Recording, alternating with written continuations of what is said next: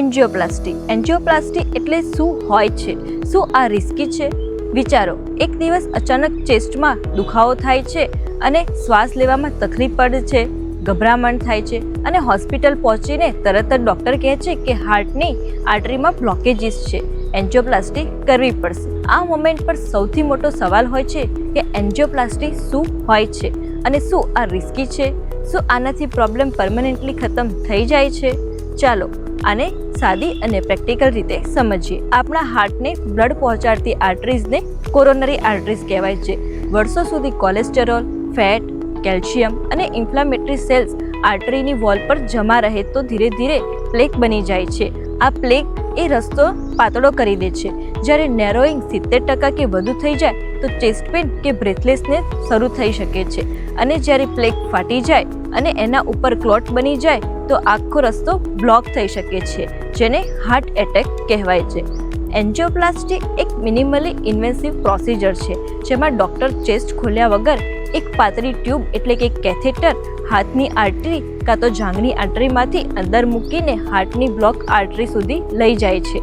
કેથેટરના and પર એક નાનો બલૂન હોય છે. બલૂન બ્લોકેજની જગ્યા પર ઇન્ફ્લેટ કરો તો પ્લેકને સાઈડમાં કમ્પ્રેસ કરે છે અને રસ્તો ખુલી જાય છે. ઘણીવાર બલૂન પછી એક સ્ટેન્ટ લગાવવામાં પણ આવે છે. સ્ટેન્ટ એ એક નાની મેટલ મેશ ટ્યુબ હોય છે કે જે આર્ટરીની અંદર રહીને તેને ઓપન રાખે છે. મોડર્ન સ્ટેન્ટ એ એક ડ્રગ ઇલ્યુટિંગ હોય છે, એટલે ધીરે ધીરે મેડિસિન્સ રિલીઝ કરે છે, જેનાથી ફરીથી નેરોઈંગ થવાનો રિસ્ક ઓછો થાય છે.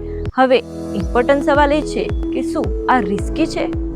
દરેક મેડિકલ પ્રોસિજરમાં રિસ્ક ઝીરો નથી હોતું. Bleeding, artery damage, clot formation, allergic reaction કે રેર કેસમાં સ્ટ્રોક, આ બધા પોસિબલ રિસ્ક છે. પણ એક્સપિરિયન્સ્ડ સેન્ટરમાં એન્જિયોપ્લાસ્ટીનું સક્સેસ રેટ બહુ હાઈ હોય છે.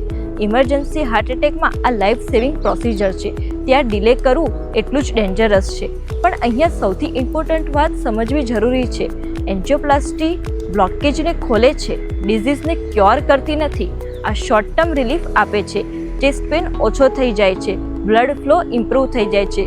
પણ જો લાઈફસ્ટાઈલ સેમ જ રહે, જેમ કે unhealthy diet, smoking, uncontrol diabetes, high BP, તો ફ્યુચરમાં બીજી જગ્યા પર બ્લોક ડેવલપ થઈ શકે છે. કેટલીક વાર સ્ટેન્ટની આજુબાજુ પણ ફરીથી નેરોઈંગ થઈ જવાના ચાન્સીસ હોય છે, જેને રીસ્ટેનોસિસ કહેવાય છે.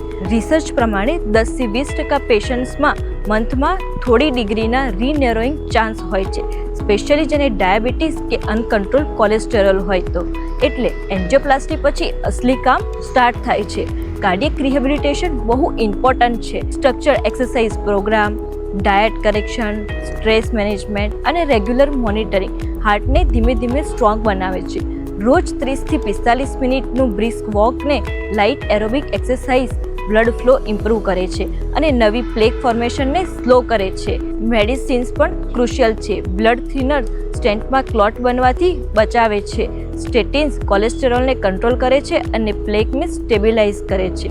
બીપી અને શુગર કંટ્રોલ પણ ઇક્વલી ઇમ્પોર્ટન્ટ છે. ડાયટમાં નાઇટ્રેટ રીચ ફૂડ્સ જેમ કે beetroot, green leafy vegetables natural વેસોડાયલેશનમાં મદદ કરી શકે છે. ફાઇબર રીચ ડાયટ અને low refined sugar long term protection આપે છે. પણ આ એન્જિયોપ્લાસ્ટીનો સબસ્ટિટ્યૂટ નથી, આ લાઇફસ્ટાઇલ સપોર્ટ છે. સિમ્પલ એક્ઝામ્પલથી સમજીએ. જો પાણીની પાઇપ જામ થઈ ગઈ હોય અને તમે પ્લમ્બરને બોલાવીને સ્પોટને સાફ કરાવો છો અને પાણી ફરીથી વહે છે, પણ જો ઘરમાં ફરી ગંદકી પાઇપમાં જતી રહે તો બીજી જગ્યા પર બ્લોકેજ ફરી થઈ શકે છે. એન્જિયોપ્લાસ્ટી એ એક પ્લમ્બરનું કામ કરે છે, જ્યારે લાઇફસ્ટાઇલ જે છે એ ચેન્જ પાઇપને ફ્યુચરમાં ક્લીન રાખવાનું કામ કરે છે. તો કન્ક્લુઝન શું? તો એન્જિયોપ્લાસ્ટી એ એક ઇફેક્ટિવ, મિનિમલી ઇન્વેન્સિવ અને કેટલાક કેસમાં લાઈફ સેવિંગ પ્રોસિજર છે. રિસ્ક હોય છે પણ ટ્રેન હેન્ડ્સમાં કંટ્રોલમાં હોય છે. પણ આ પરમેનન્ટ સોલ્યુશન ત્યારે જ બને જ્યારે પેશન્ટ લાઇફસ્ટાઇલ, ડાયટ, એક્સરસાઇઝ અને મેડિસિન સિરિયસલી ફોલો કરે. ડર કરતાં સમજ અને ડિસિપ્લિન જરૂરી છે.